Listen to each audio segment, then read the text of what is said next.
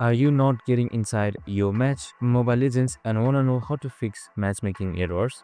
Well, no worries. In this video, I'm going to show you an easy step-by-step guide on how you can fix it. It's super simple and under a minute, so let's get right into it.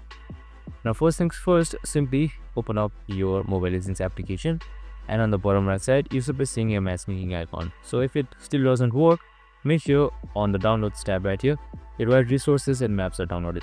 So if it's not, then it might not work as well. Sometimes that could be the issue.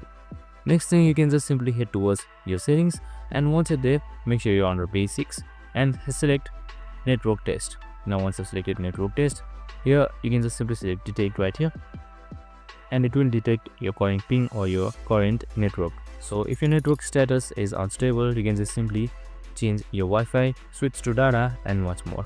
Next, you also got resource repair, clearing out your cache just from here, and much more. And that's it. Super simple and easy. I hope this video helped.